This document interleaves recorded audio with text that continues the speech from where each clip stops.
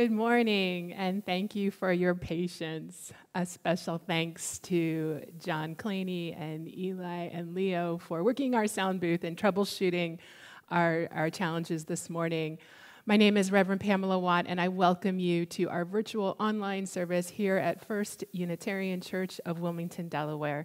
I am so glad to have you in our midst today. Unitarian Universalism is a liberal tradition. We come each week together to worship and gather, whether in person or virtually. This idea of worship comes from an old English term, worthship. And so we come to lift up what is of worth. We don't necessarily bow down to something, but we lift up what is of worth in our lives.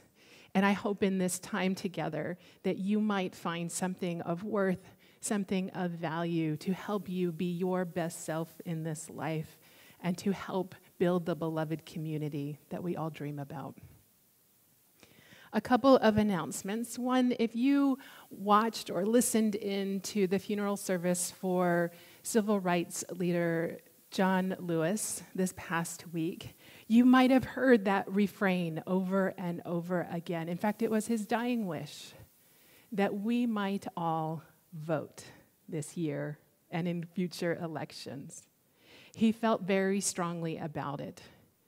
And if you are hearing that message and wanting to help promote democracy and the right to vote in our country, which is at so much at risk right now, I hope that you will explore UU the Vote. There's information in our newsletter and online. People in our congregation are already participating by sending postcards and participating in call center opportunities from home. And so please join that effort and make sure to be part of restoring our democracy and making sure everyone has the right to vote. I also want to point out that we have a couple of memorial services coming up. Sorry, I think our camera is shifting a little on us. We have two memorial services. One is this afternoon when we will lift up and celebrate the life of Scott Ward, our beloved honorary minister of music who died last month.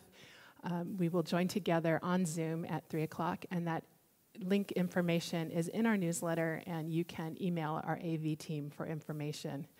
Also, next Saturday, August 8th at 3 p.m., we will gather again, and we will honor the life of longtime member Scott Davidson, who died last month, and we will celebrate his music and his life as well.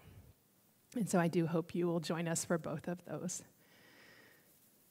And now we prepare our hearts and minds for worship as Linda Henderson shares a song written by the Italian composer Ennio Morricone, who died just a few weeks ago and who left a legacy of music in our world. Reverend Bob Doss gave us this call to worship. To live is to emerge from oneness. To emerge is to feel apart. To feel apart is to become aware of difference. To become aware of difference is to think of self and others. To think of self and others is the beginning of the search. To begin the search is to yearn for understanding. To understand is to deepen commonality. To deepen commonality is to create community. To create community is to merge in oneness. To merge in oneness is to find our way home. Let us celebrate the coming and the going.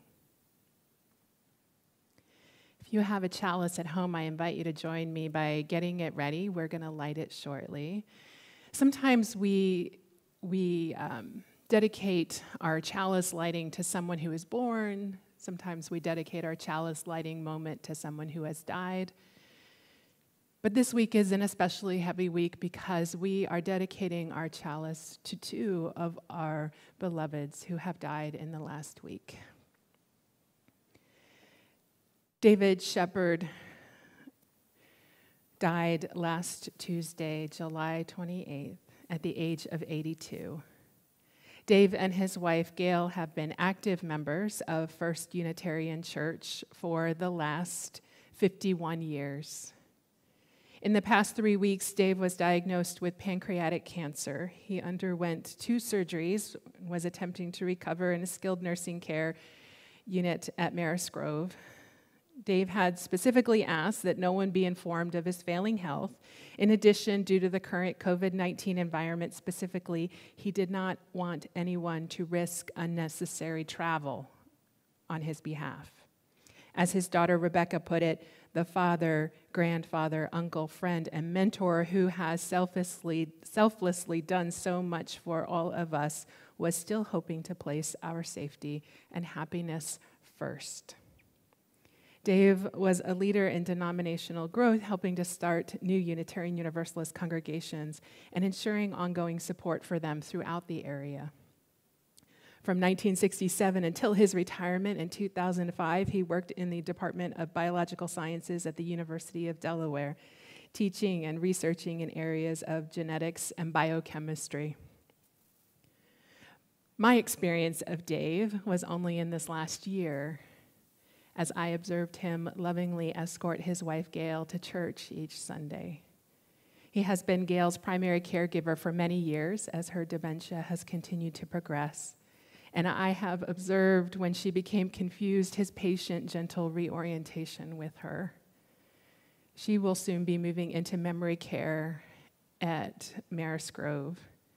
Rebecca writes that Gail is safe and secure and enjoying perhaps the only benefit of her condition. She will have no knowledge that the devoted love of her life and partner for over 65 years is gone. We extend our care and concern to David and Gail's children, Rebecca, Paul, and Mark, and we hold Gail with love and affection. Sam Stubblefield died on Tuesday, July 28th, at the age of 42. Sam fought hard against his lung cancer, but in recent months was not able to overcome it.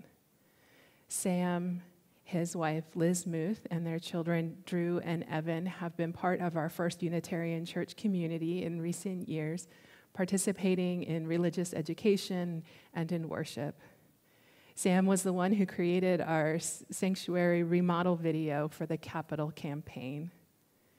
Sam was a well-loved pediatric hospitalist at Nemours, where he directed their fellowship in pediatric hospital medicine. He served the ethics committee and is remembered by colleagues as a champion for human rights. He was an active advocate for children through his role as vice president of the Delaware chapter of the American Academy of Pediatrics. He was also a trivia genius, and fun fact, he won impressive amounts on Jeopardy! And Who Wants to Be a Millionaire? In one question, he had to correctly calculate the number of honeybees needed to make a gallon of honey, knowing how many made 1 teaspoon, and Sam calmly did the calculations on air and got it right. Sam was devoted to his family, dedicated to his children, attending every PTA meeting with Liz, despite his busy schedule.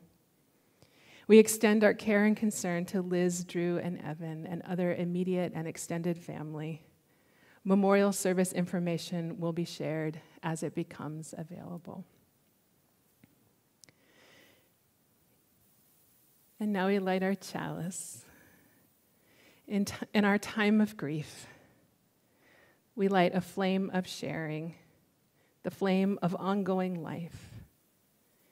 In this time when we search for understanding and serenity in the face of loss, we light this sign of our quest for truth, meaning, and harmony.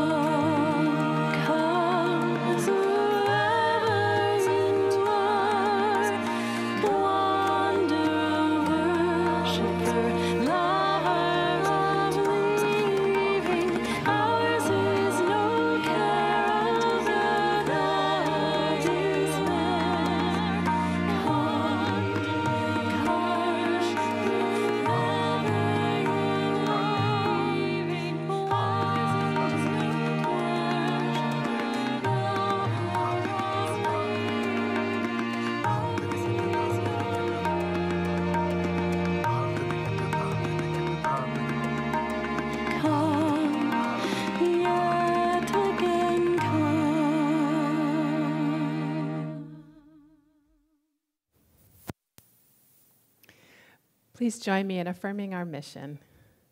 First Unitarian Church of Wilmington is a beloved community that nourishes minds and spirits, fights injustice, and transforms the world through loving action.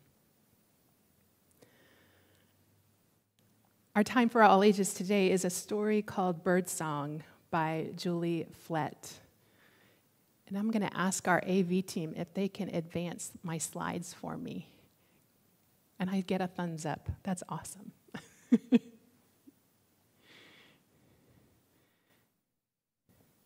And I can't tell if the slides are up yet. Ah, there we go. Spring.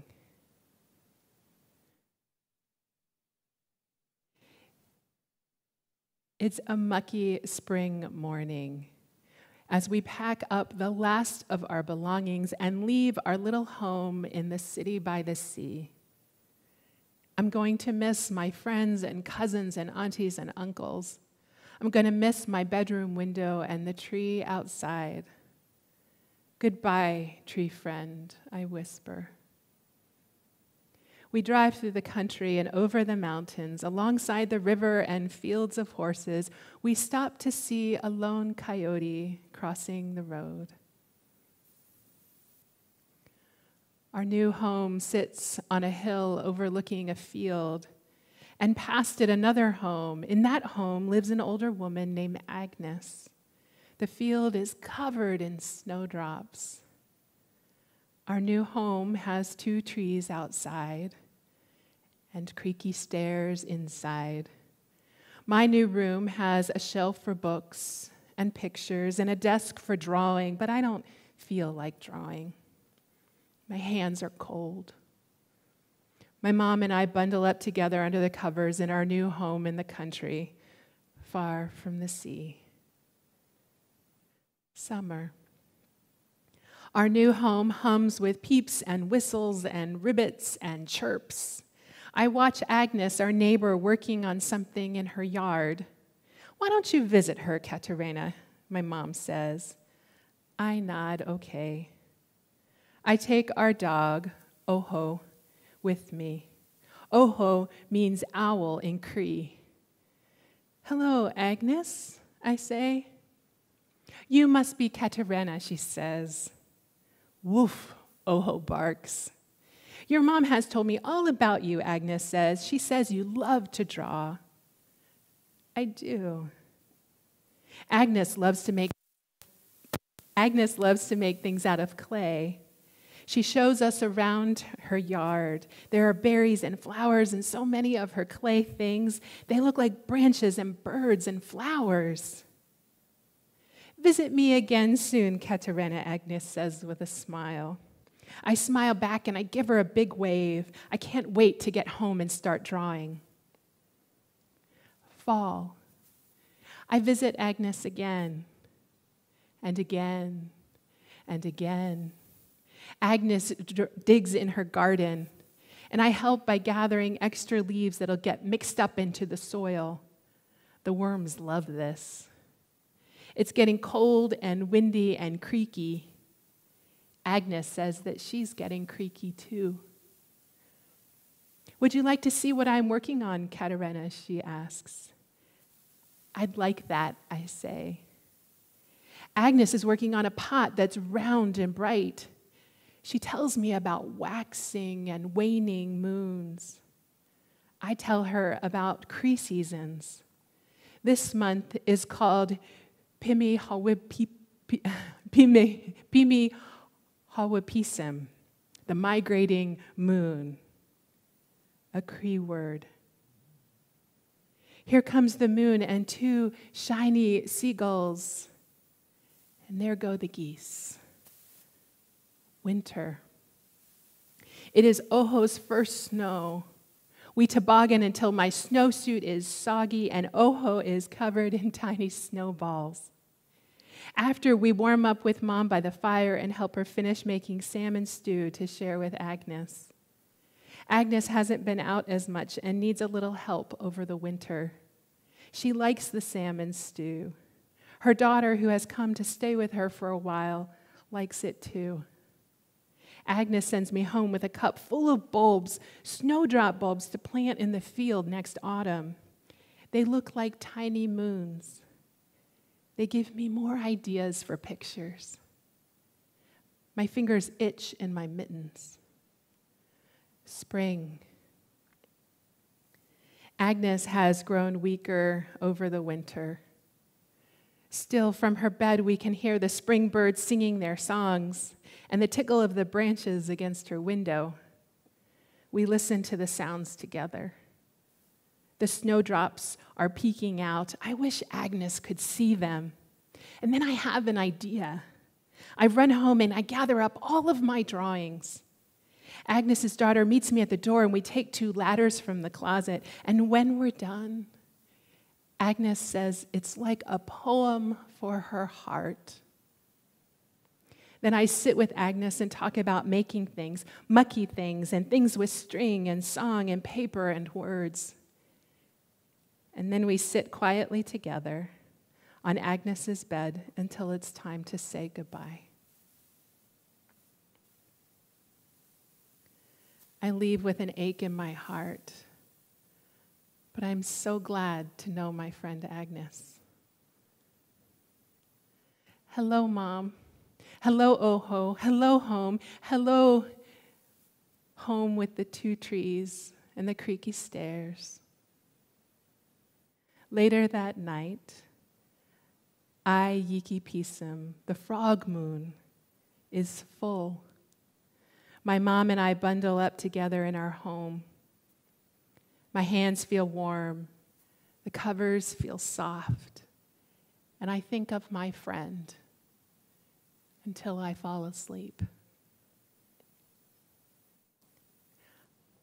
I wonder what goodbyes you have had that were difficult, maybe even painful. I wonder what hellos are in your life right now.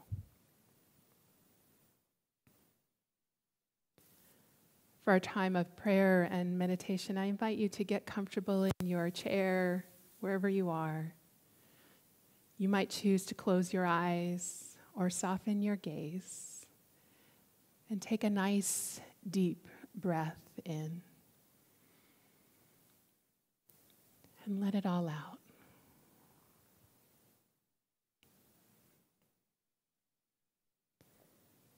Let us be quiet, without and within. Let the stillness be in us. Let the silence hold us. May we find the deep places of the soul and begin to let go of the distractions which plague us. May we let go of irritation, calm the confusion which inhibits us. Let go of fear.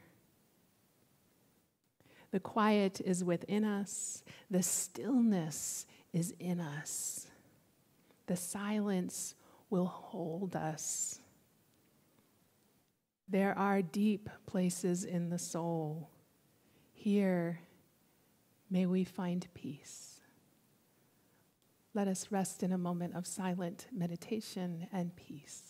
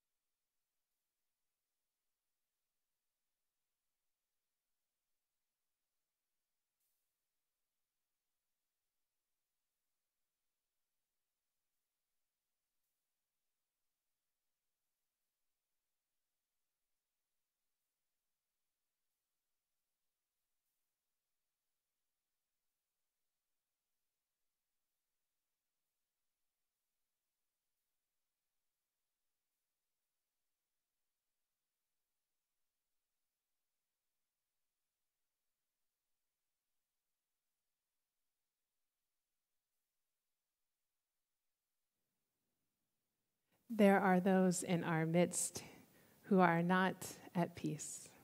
There are those in our midst who are grieving, sick, financially insecure, depressed, anxious, or otherwise struggling. We lift up their names and bring them into our awareness. Please say their names out loud or type their name into the chat box.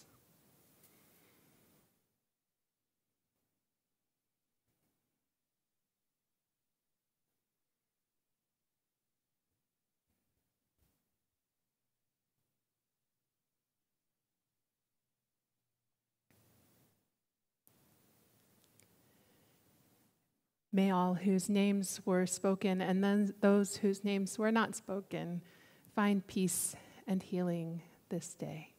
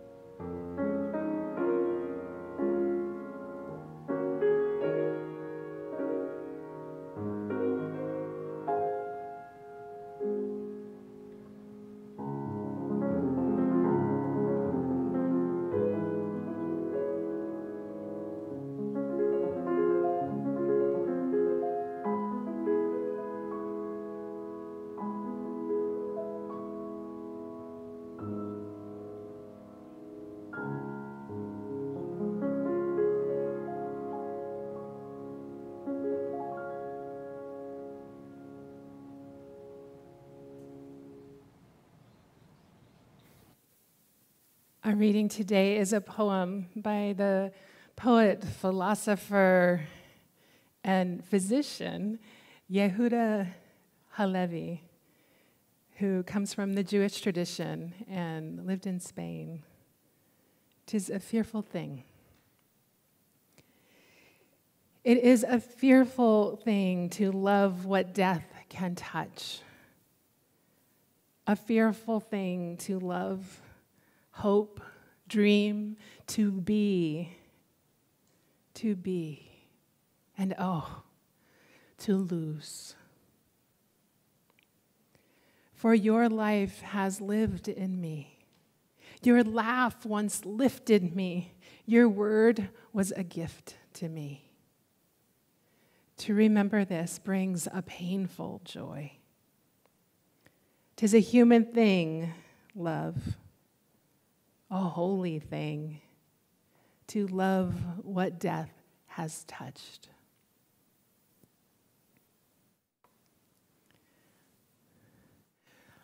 Last May, we lost another of our beloveds, Marge Meyerman, who was a member of this church for 73 years.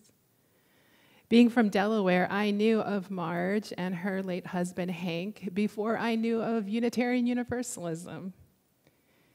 And she has been one of my big supporters this past year of ministry, which has been my first year of ministry here in this church. And this past spring, during one of the last visits I had with Marge, she told me she was aware that too many members of the church had died in this, my first year of ministry with you. And she told me that she felt bad that her body was getting weak, and inevitably she would be adding to that number of deaths, and so somehow increasing my burden in my first year of our ministry together. Which, of course, is the last thing that Marge wanted. Marge Meyerman, ever the caregiver. Indeed, it does seem unfair, not because of any burden on me, though, but because it's a lot of loss for one group of people in a year. Last year, for All Souls Day, we wrote down the names of beloveds who had died, and we gave you little white flowers, or little white butterflies, and you could write the name of a family member, a friend, or someone in the church who had died and who was on your mind and heart that day. And then we all posted them, and at the end, we had this beautiful flock of butterflies, names of all these countless losses among us. And with the leftover blank butterflies that I had, over the last year, I've been writing the names of people, sometimes dates, sometimes quotes from their memorial services, and keeping them in my office. At first, I was just kind of propping them around my computer, but they started to take up too much room. And so now they mostly sit in a vase on my windowsill, but I've brought them out here today. There are 20 of them, 20 losses in this church in less than a year. The poet writes, "'Tis a fearful thing to love what death can touch." In our story for all ages today, this book, Bird Song by Julie Flett, a Cree Métis author and illustrator. I came across this book in a bookstore, I think in Philadelphia, sometime in the last year, back when we lingered in bookstores before COVID.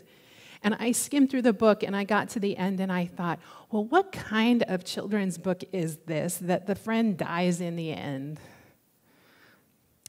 But something moved me about this book, and so I bought it, and I read it through a few more times. This young girl who moves in with her mother and her dog into a new place far from the home she loves. She writes, "It's a mucky spring morning as we pack up the last of our belongings and leave our little home in the city by the sea. I'm going to miss my friends and cousins and aunties and uncles. I'm going to miss my bedroom window and the tree outside. Goodbye, tree friend," I whisper. And in this new home, in the country, far from the sea, there are 2 trees outside and creaky stairs inside, and she finds it cold, and she doesn't even want to draw anymore, even though drawing is what Caterina does. And one day, she walks across the field that separates her from the house next to hers, the house with the snowdrop flowers blooming all over. And there she meets Agnes. Agnes grows berries and flowers and loves to make things out of clay. And Agnes shows Caterina all around her garden and shows her her clay creations of birds and branches and flowers. And Caterina is amazed. And she can't wait to get home and start drawing again. Caterina and Agnes become fast friends, and Caterina is drawing all kinds of pictures, and Agnes keeps on making pottery and sculptures. Agnes gives Caterina snowdrop bulbs to plant at home next year. Seasons come and go, and at some point, Agnes cannot get outside anymore. Her body is getting creaky and weak. She cannot see the new snowdrops peeking out, but Caterina has an idea. She goes home and gathers up all of her drawings and posts them all around her friend's room. And when we're done, Caterina says, Agnes says, it looks like a poem for her heart. Then I sit with Agnes and talk about making things, mucky things, and things with string and song and paper and words. And then we sit quietly together on Agnes's bed until it's time to say goodbye. And I leave with an ache in my heart. But I'm so glad to know my friend Agnes. And from her friend's house, Caterina arrives at home and says, hello, Mom. Hello, Oho. Hello, home with 2 trees and creaky stairs. And in this story that is so much about death, the author never mentions it, never mentions death. Instead, she references hellos and goodbyes. My husband Eric and I had a hard goodbye just a month and a half ago. Our sweet dog, Clyde, died quite suddenly one morning. I'd adopted Clyde the day after my ordination 10 years ago next month. And I cried so hard at the loss of this dog, who was my constant companion for 10 years. Clyde loved on me while I was still figuring out how to be a minister. Clyde loved on me while I was going through a divorce. He reluctantly welcomed a hissing feral cat into our family, and then later welcomed a second hissing feral cat. He welcomed Eric into our lives. Clyde taught us to pet his belly every time he rolled over, which was a lot. Clyde would offer exuberant welcome homes to us every time, even if we were grumpy or preoccupied or sad. In bereavement care, we talk about the different firsts that one encounters in grief. The first Christmas without a beloved, the first birthday without them. And there are all those little firsts, too, that sometimes don't feel very little. The first time Eric and I went to bed without Clyde following us up the stairs.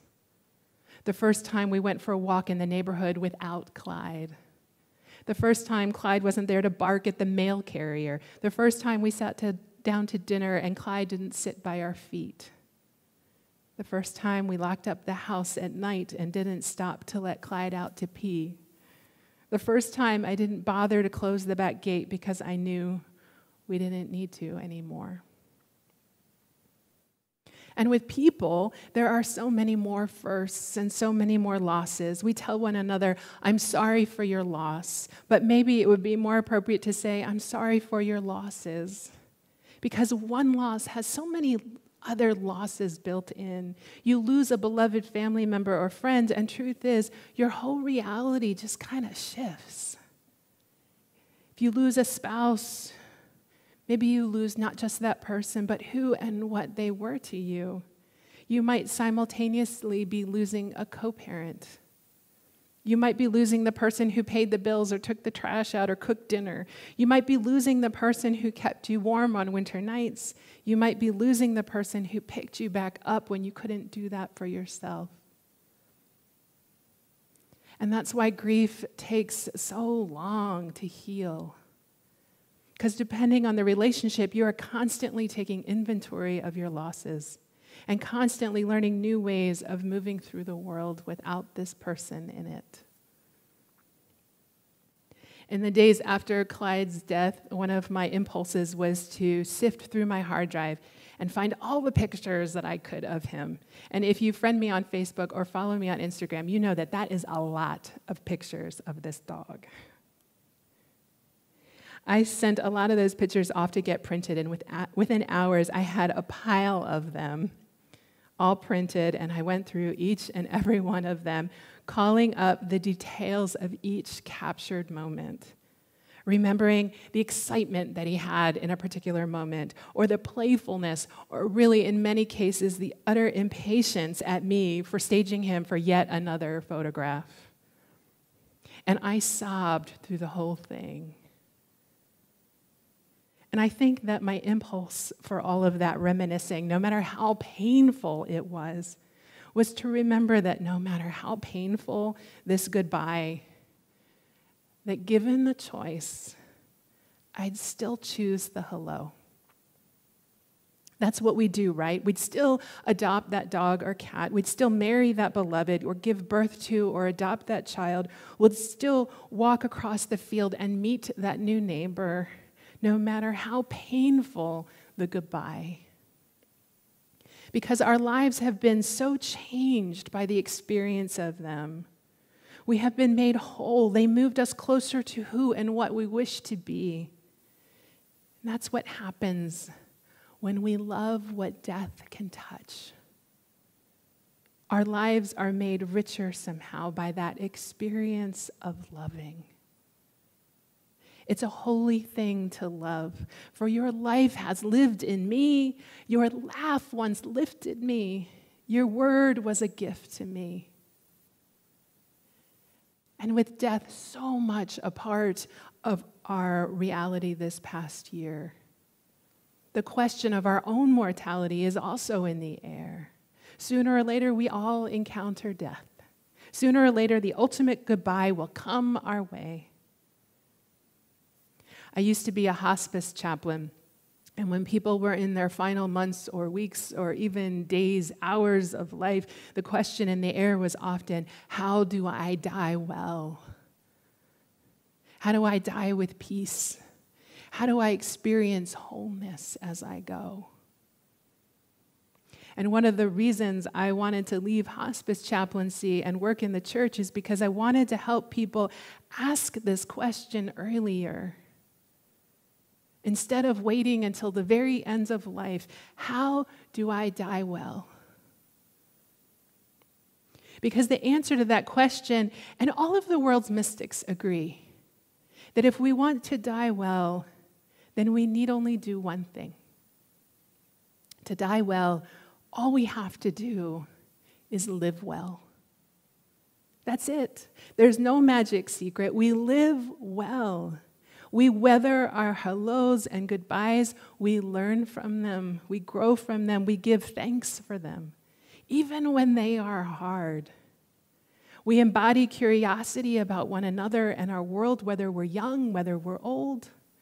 We learn to love ourselves. We connect with nature. We draw close to people who are suffering, maybe even people who are hard to love. Because it is a holy thing to love. We do our part in improving the circumstances of people who are disenfranchised, who are held back in communities and in our world. We do our part in building the beloved community, caring for the earth and all living creatures. And here's some good news.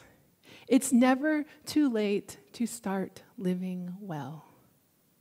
It's never too late.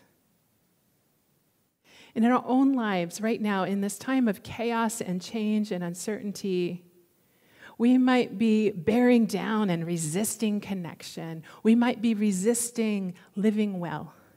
In this time of social distancing, we might be isolating. We might be tuning out things with TV or technology or obsessing about the news. But to live well, we are required to restore connection to ourselves, to one another, and our world in ways that are healthy and life-giving. And so, for your connection to yourself, do you play? Do you have creative time? Do you sing in the shower? Do you dance in the rain? For your connection to others in the earth, do you put your relationships with one another and the earth before anything else? Do you know your neighbors? Are you generous with your love? Do your eyes light up when your child or your beloved enters the room? Are you nurturing hope? Are you nurturing equity? Are you doing today what is good for you and good for our community instead of putting it off for another day? Are you constantly rushing around, missing out on what matters, or are you slowing down and experiencing all the gifts that are around you? Do you wake up each morning with a thank you? Do you go to bed each night with a thank you? Because it is a remarkable thing, this life, and it is fleeting. The morning our dog died, Eric actually had slept in, and I came back to the bedroom to make sure that he was okay, because it was getting kind of late. And I laid down with him in the bed, and Clyde jumped up on the bed and laid with us. And the three of us just laid there for the longest time, Eric and I petting our sweet Clyde.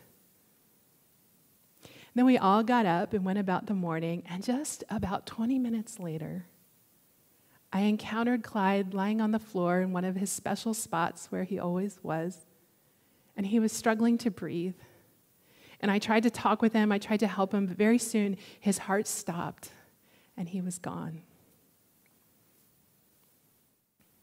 And I cannot tell you how grateful Eric and I were for that morning's snuggle. There were so many other mornings when we would not have made the time. And I think, too, of Dave Shepard, who died this last week, and his care of Gail during her increasing confusion and dementia, and how dutifully he made sure that they were both dressed for church on Sunday, always looking beautiful. How dutifully he escorted her into the building and to their seats. How carefully he redirected her words and behaviors when she was confused. I did not get to talk with Dave at the end of his life. He wouldn't allow it. But if I could have, I would have reflected back to him the impression that he made on me. This glimpse of what it means to live well. Many of us are grieving. I imagine that in some way all of us are grieving. We might be grieving the loss of someone who has died. We might be grieving other kinds of losses in this 2020 pandemic year, canceled vacations, canceled concerts, plays, the inability to see family and friends, job loss, not being able to volunteer somewhere or role. And so as we face the heartbreaking fate of goodbyes, may we not withdraw.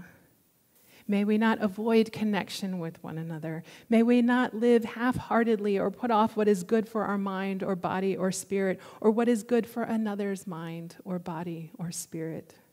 May we not isolate or temper our enthusiasm for all that will one day disappear.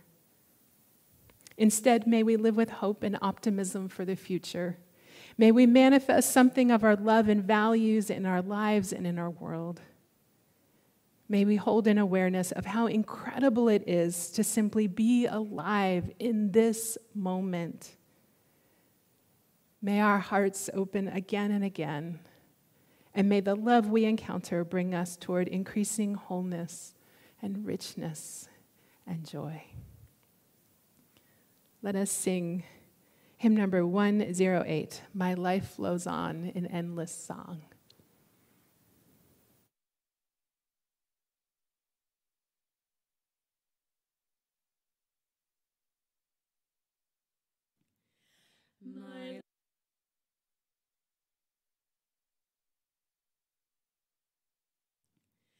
My life flows on in endless song, above earth's lamentation.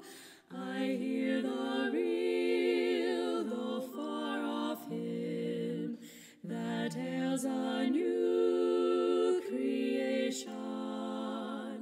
Through all the tumult and the strife, I hear the music ringing. It sounds an echo in my soul. How can I keep from singing? What loud the tempest round me roars, I know the truth it liveth. What though the darkness round me close, songs in the night it giveth. No storm can shake my inmost calm, while to that rock I'm clinging. Since love prevails in heaven and earth, how can I keep from singing? When tyrants tremble as they hear the bells of freedom ringing, when friends rejoice both far and near, how can I keep from singing? To prison cell and dungeon vile, our thoughts to them are winging. When friends by shame are undefiled, how can I keep from singing?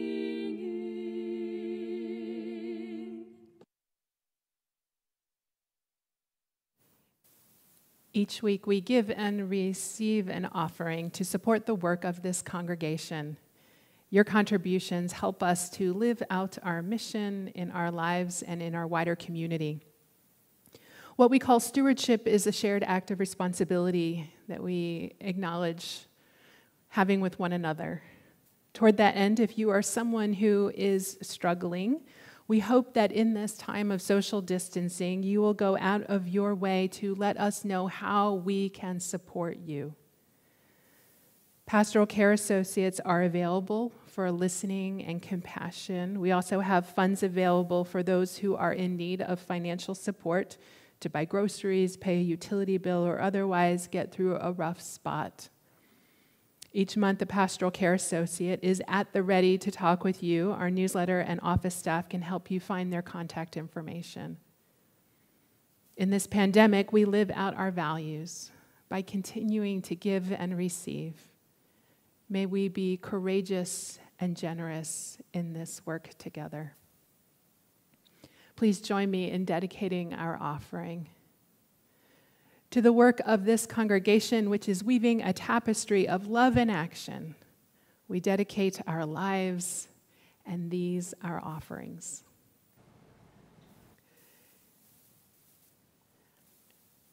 In Sam Stubblefield's death announcement to family and friends, Liz included this quote, "How lucky I am to have something that makes saying goodbye so hard."